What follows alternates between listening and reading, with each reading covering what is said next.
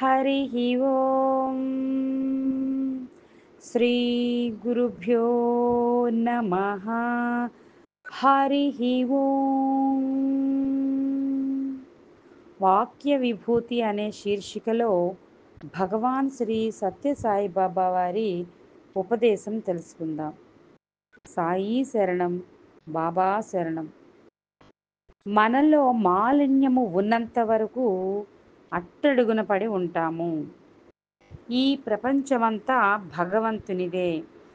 సర్వశక్తిమయుడు, సర్వవ్యాపకుడు, సర్వజ్ఞుడు అయిన భగవంతుడు ఒక చోట ఉన్నాడు, మరొక చోట లేడు అని మనము భావించరాదు. చిన్న ఉదాహరణ, మీ పాటలు నా మాటలు టేప్ రికార్డు చేసింది. అయితే ఈ పాటలు మాటలు ఎక్కడున్నాయి? అవి టేపులో ఉన్నాయి. అవి టేపులో మనకు కనిపిస్తాయా? లేదు. ఆ టేపును ముక్కలు ముక్కలు చేసినా మనకు ఏమీ కనిపించదు, వినిపించదు. కానీ రికార్డులను కరెంటుతో కనెక్ట్ చేసినప్పుడు మాటలు పాటలు చక్కగా వినిపిస్తాయి. అదే విధముగా భగవంతుడు ఈశ్వర సర్వభూతానాం అన్నట్లు సర్వత్రా వ్యాపించి ఉన్నాడు. మన దేహంలో కూడా సర్వత్రా ఉన్నాడు. ఎక్కడ ఉన్నాడు ఈ దేహములో అని ముక్కలు ముక్కలుగా దేహమును కోస్తే దైవము కనిపించదు. కానీ నీ మైండ్ అనే ప్లగ్ భగవత్ చింతన అనే దానిలో పెట్టినప్పుడు మనకు దైవము కనిపిస్తాడు.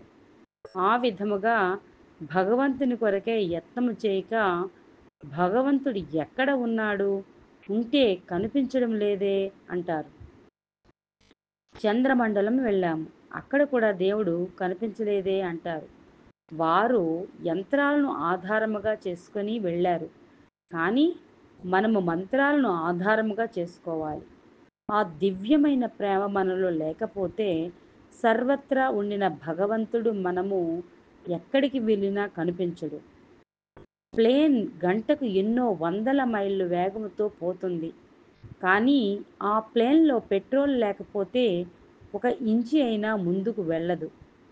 అదే విధముగా మనలో భగవన్నామము అనే పెట్రోలు లేకపోతే మనం ముందుకు వెళ్ళలేము.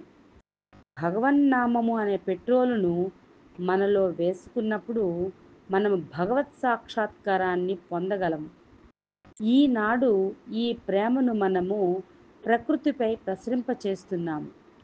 భగవంతుని పైన ప్రసరింపచేయటం లేదు. ఈ ప్రేమతత్వము అనే పెట్రోలును ప్లేనులోని ట్యాంకులో వేసినప్పుడు ప్లేను పరిగెత్తుతుంది.